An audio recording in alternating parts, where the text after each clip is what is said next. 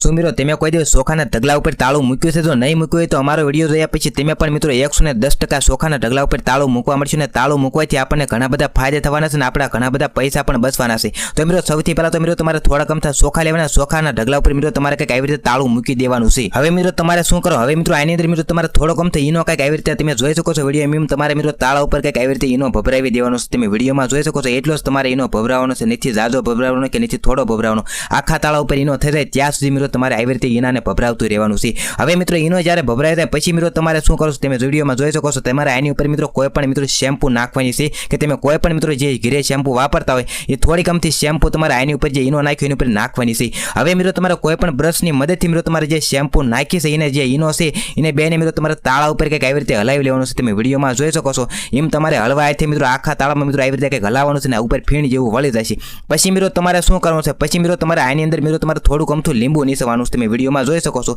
આ બધી વસ્તુ નાખી એની ઉપર મિત્રો તમારે અડધું લીંબુ આવી રીતે કંઈક નીચવી દેવાનું છે।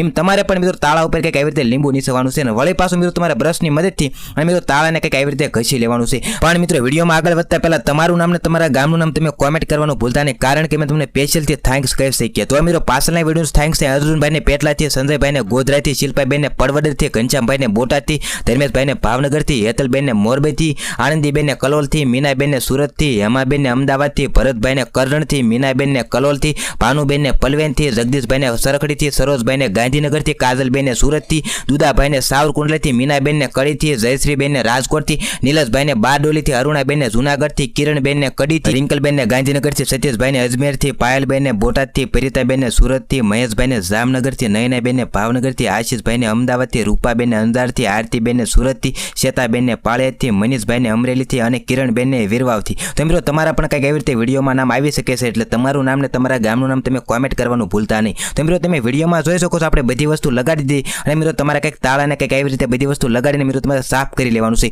હવે મિત્રો તમારે શું કરવું, હવે મિત્રો આની અંદર મિત્રો તમારે તાળું મિત્રો તમારે કોઈ પણ કપડા આપણે સાફ કરી લેવાનું છે અને પાછું મિત્રો ચોખા ઉપર તમારે કંઈક આવી રીતે મૂકી દેવાનું છે। હવે મિત્રો તમારે શું કરવું, તાળાના ચોખા ઉપર મૂક્યા પછી મિત્રો તમારે થોડું કમથું આની ઉપર પેટ્રોલ નાખવાનું છે। તમે વિડીયોમાં જોઈ શકો છો મિત્રો તમારે જે ગાડીમાં જે પેટ્રોલ વપરાય એ થોડું કમથું આની ઉપર મિત્રો તમારે પેટ્રોલ કંઈક આવી રીતે નાખી દેવાનું છે। તમે વિડીયોમાં જોઈ શકો છો એમ તમારે પણ નાખવાનું છે અને વળી પાછું મિત્રો તમારા બ્રશની મદદથી મિત્રો 20 થી 25 સેકન્ડ બાદ મિત્રો તમારે કંઈક તાળાને કંઈક આવી રીતે સાફ કરી લેવાનું છે। તમે વિડીયોમાં જોઈ શકો છો એમ તમારે પણ મિત્રો કંઈક તાળાને આવી રીતે સાફ કરવાનું છે અને તમને એમ થતું છે વળી પાછા આના ફાયદા શું છે, આના ફાયદા મિત્રો એવા છે મિત્રો જો તમારું તાળું મિત્રો કાટ ખાઈ ગયું હોય અને જલ્દી મિત્રો વસાતું ન હોય તો આ બધી વસ્તુ કરવાથી મિત્રો 2 સેકન્ડની અંદર મિત્રો તમારું તાળું કમ્પ્લીટ અને એકદમ મિત્રો નવા જેવું થઈ જાય છે। તો વિડીયો પસંદ આવ્યો તો લાઈક કરીને શેર કરવાનું ભૂલતા નહીં અને ફરી પાછો કહું છું કે તમારું નામ ને તમારા ગામનું નામ તમે કોમેન્ટ કરવાનું ભૂલતા નહીં, કારણ કે વિડીયોમાં તમારા પણ કંઈક આવી રીતે નામ આવી શકે।